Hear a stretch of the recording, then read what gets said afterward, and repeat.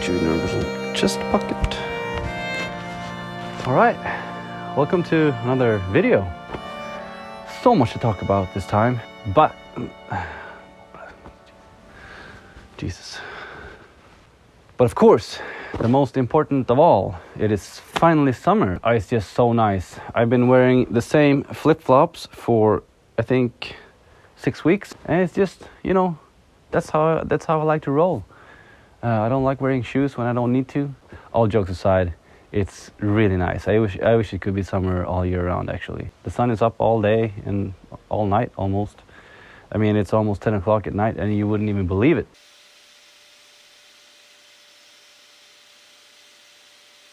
The theme of this video will be the concept of woodworking as a business and how it all ties into how and where you live your life.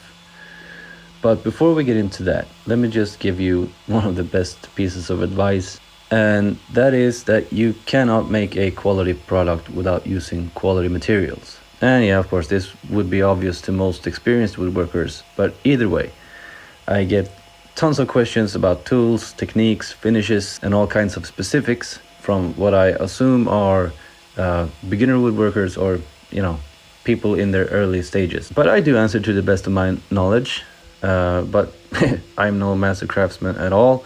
I just like working with cool looking wood. But for me, I just try and see the artistic beauty in the wood itself and the history of it. And I find that just as impressive as any complex joinery.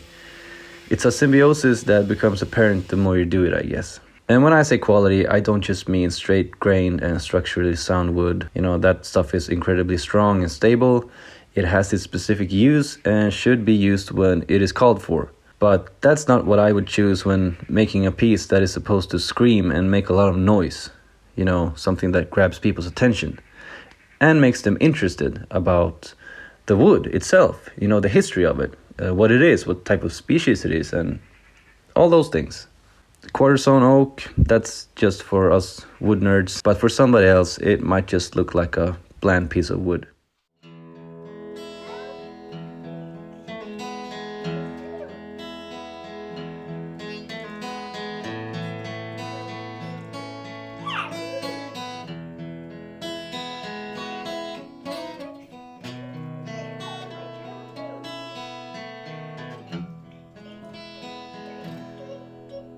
I've been all over the place before I finally settled on I want to run a sawmill and I want to build furniture. So when I do these videos, I try and think a little bit about the bigger picture. And for me, the bigger picture for the past year has been settling in to this location and this property and everything that's new here. You have to spend the time to get to know the place, the layout of the land, so to speak, before you can make informed decisions. And I feel like I've made a few of those, at least in my head, that moving forward, when we're finished with all of this, the remodeling and everything, and things have settled down a little bit, at least then I can put all these plans that I have in my head and execute them, because some of the plans I have is going to require some serious money and some serious effort. Let's just leave it at that for now. But trust me, it's going to be awesome.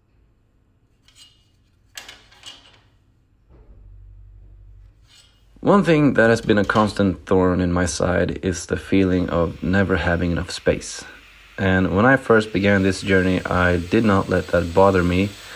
I was happy with what I had and I made that work. Looking back, I would think of myself back then as naive, building big dining tables in my garage with limited tools and trying to make a living out of it. But back then it was all passion and positivity, a passion for learning and the joy of working with my hands. Fast forward a couple of years and the amount of hard work and money I've had to invest in building a good workspace, I'm still not close to where I want to be. But if you had told me back then, I'm not too sure I would have stuck with it all this time. And I do not mean to sound discouraging. On the contrary, I encourage anybody to get into woodworking on any level. But just stay humble and remember that ignorance is bliss.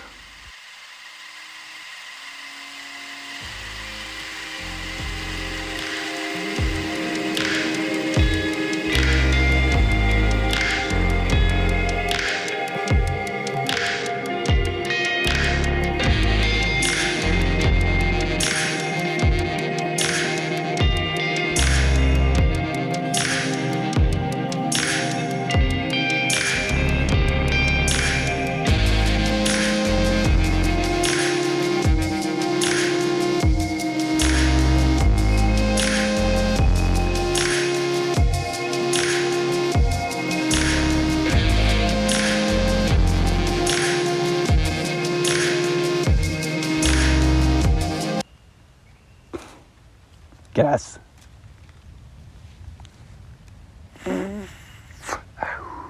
Nej, så är man inte. Usch, usch. A few weeks ago, I got a phone call from Croatia, out of all places on the earth. When it said Croatia on the phone, I was like, oh, well, this is weird. But nevertheless, I answered the phone, and before I had the chance to say anything, this voice on the other side said, "Are you working?" And I was like, yeah, since I was working. And it said, "Don't hang up. This is going to be the most weird phone call you've ever had." And so I was like, okay. And, he proceeded to say that I was his brother, or, well, not my biological brother, but my spiritual brother. He had seen my stupid videos, the one about the sawmill where I, talk about our life story and everything. And funny enough, he had lived the same life. He had also built his own sawmill. He built his own house out in the middle of the woods and was also working with wood. So anyway, we had a good talk for a while, and I don't know, it just made my day. I'm not even too sure why I'm making these videos, but it was still kind of a validation in a sense that maybe I'm onto something. So this is our house and what will become our dining area. And when we moved in here a little over a year ago, we decided to tear everything down to its most basic form. Now this is a log home. It's built using traditional techniques way before power tools ever came available. And you can still see all of the axe marks from when the builders were hewing the logs flat on two sides. And that was all done using hand tools. Man, those guys, back in the days, they must have been huge. And of course it's really interesting to see all these kinds of details still in good shape. We've even found old newspaper pages that were plastered on the walls that dates back to the late 1800s. En gammal tidning från torsdag 19 april. Här ser vi Stockholm, Oskar Eklunds boktryckeri 1888. And we had to tear it all down because, well, we've changed the entire layout of our house, but also because all of the walls had a vapor barrier on the inside, and on top of that a lot of insulation as well. And maybe that's how you normally do stud framing, but when all your walls are made up of 6-inch thick pieces of solid wood, a wall that massive is then able to store a lot of heat that's generated during the day and release it at night as the outside air gets colder. Then you also have kind of a cooling effect during the hot summer days, as it takes a while for the walls to absorb the heat back again during daytime. And so this really makes a very, very pleasant indoor climate, mostly throughout the entire year actually. So right now we're putting it back together. And we specifically chose to buy this property because number one, it came with a lot of land. And when you're doing sawmilling and all that, you need space. It also had this old barn that I now use as a workshop. But since everything needed tons of work, we were able to buy it fairly cheap, then do all of our remodeling ourselves to save some money. And by doing all that, we can greatly increase the market value of our property, which then our bank don't need us to pay them lots of, mortgage and interest each month. And since we have our own well and sewer, plus our source of heat comes from mainly firewood, this then equals very low cost of living, something that I think is key when making the switch to being self-employed, as I'm sure it will be a lot of ups and downs in the beginning.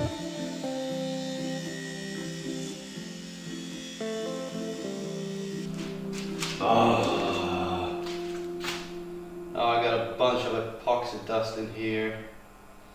I just made this tea. Damn it! I'm gonna be running this sawmill as soon as I have a minute to spare.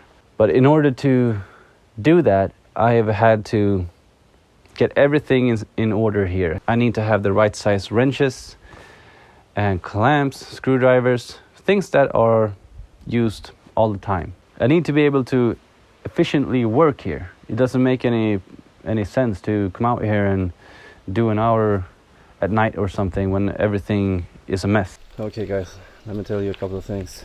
about this. And what I did was I actually removed the bar at the back here, because how this thing normally cuts is I have 2 bars and it makes 2 slabs. 2 reasons.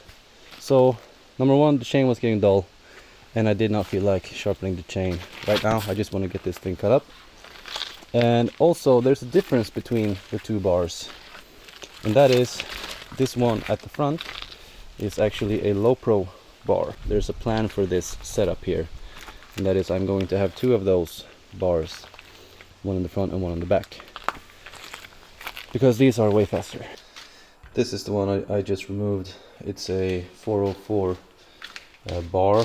That's the thickness of the drive links. These 2 are my longest bars, and they're both 404. This bar leaves a 25% larger curve than the other one.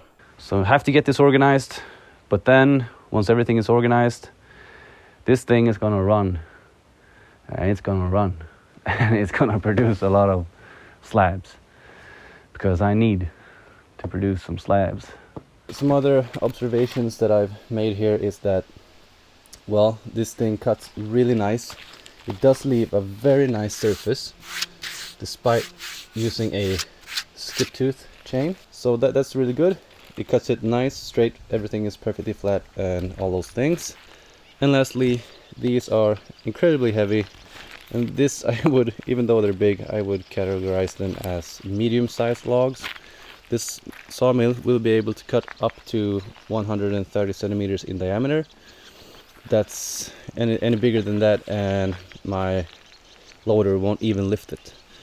So any larger size diameter logs I would still have to cut with my Alaskan mill, but that's okay. Those are far and few in between. Okay, so this thing right here is 83 centimeters wide at the butt end, and it's roughly 3 meters in length. And I cut them at 3 inches thick, which is roughly 75 millimeters, and they are heavy. So I do need to get some kind of a lifting device, something simple that I can use to lift them off the saw bed and onto the stack. I don't want to be hopping in and out of the loader each time I have a slab to stack.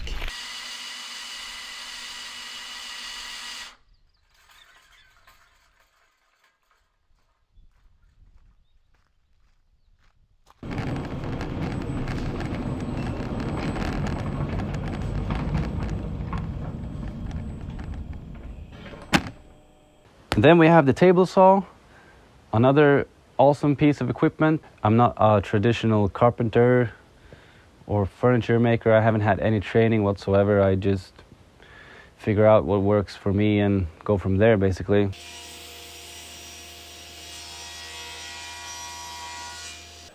It just chews through 65 millimeter thick oak like it's nothing.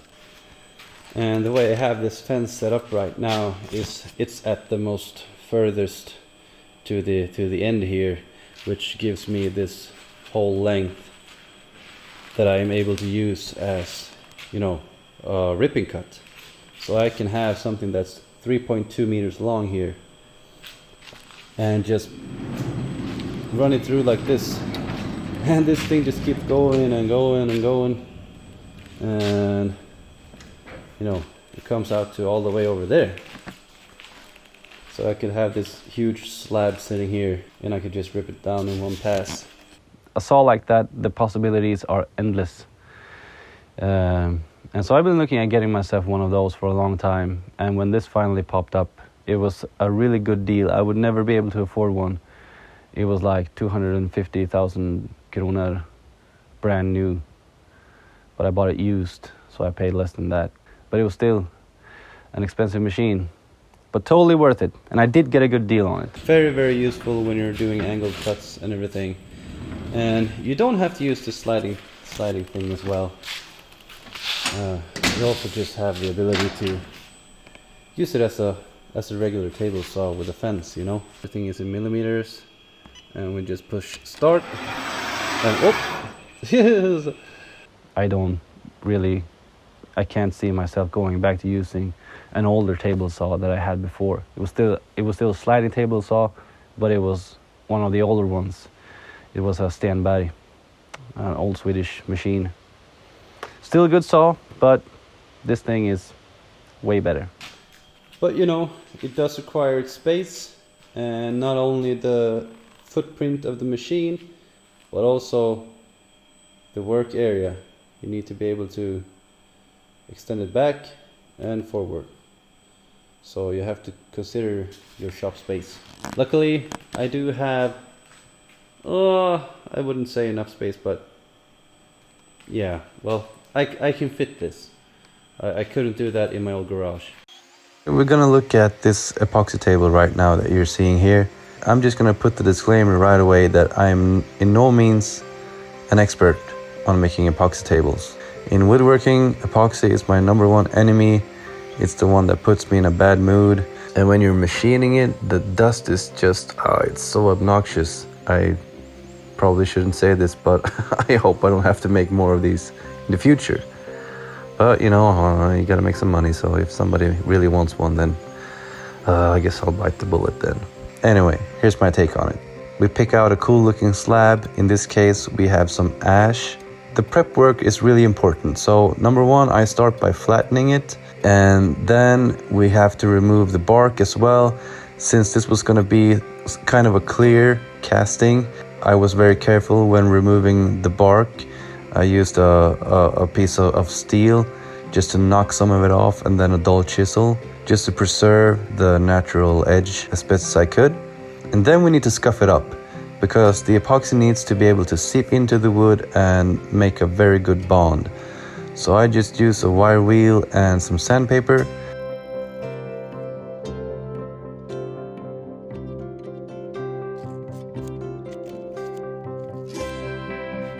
I knew what my dimensions of the final piece was going to be, and so I made sure to make the form just a little bit larger. We don't want to make it dead on to its final dimensions, because we need to be able to trim the sides and the ends.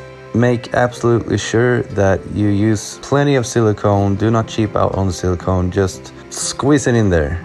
If there's a gap anywhere, the epoxy will find it and it will seep out of there and make your floor an absolute mess. And also leave your silicone to cure overnight. Do not pour the epoxy right after you put silicone on there, because it actually needs to harden up a little bit.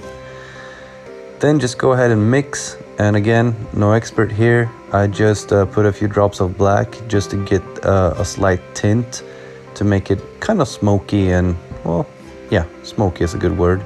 So after I mix it up, I put it in a vacuum chamber to degas it. Since this was just going to be a tinted epoxy casting, still wanted to be clear. The vacuum chamber that I had fit a 5-liter bucket, so I had to do this pour multiple times.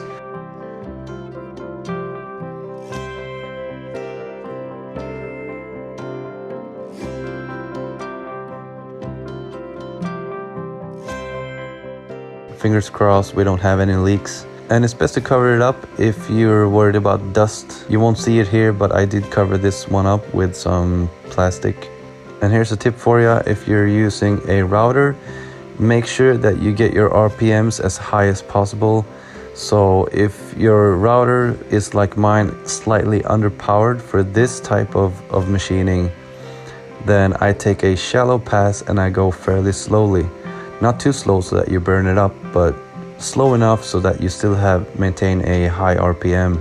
Because if you try to take too much of a bite, it's gonna tear the epoxy to shreds. You're gonna have like these shatter marks everywhere that are really, really hard to get out when you're doing your sanding. So I try and get a good finish off of the router sled as good as I possibly can.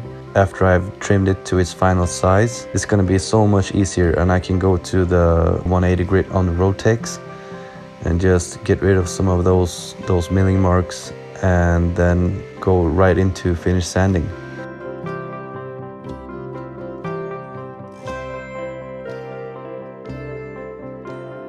For this particular piece, there were 4 bow ties, and I did them in ebony.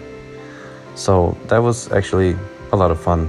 So once we get everything nice and polished, we can go ahead and just apply some Osmo. It's my go-to finish for most projects, and this is the 3032, I think it's called here in Sweden. I guess what I'm trying to convey in my videos is, well, of course, some of my internal thinking. This is more than just woodworking. This is how you lay the foundation to run a business from your home. But also a little bit more behind the scenes and, you know, the progression. That's something that I think is really interesting.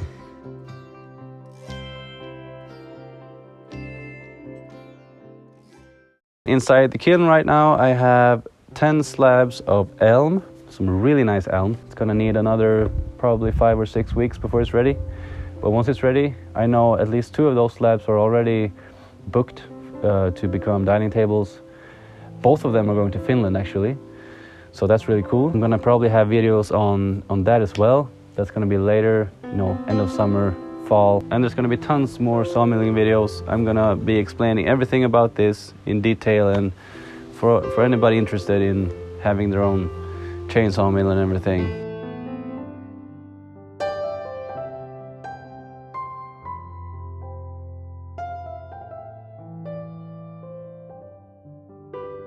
I picture myself 7 or 8 years ago, however long it's been since I started on this whole journey of first getting interested and doing the first sawmilling with my Alaskan mill and all that.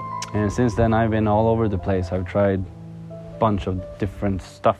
I was a tree faller for some time, and I, you know, focused on just sawmilling, and then came the furniture making, and then came this, and then came that, and all of a sudden I had my own kiln and my own sawmill, and I had to learn how to do those kinds of things. And so that's why I think if I was able to talk to myself from the past, I would tell myself all these things that I try to somehow convey in this video, is that it's all about the bigger picture. It's not about the single dining table thing or slab here or there. It's about trying to find your niche. And so I'm just trying to share my story here, and that's all I can do basically. And so I'm hoping that there are more people out there watching that can perhaps find some kind of entertainment, of course, but also some useful ideas or something. I don't know, we'll see.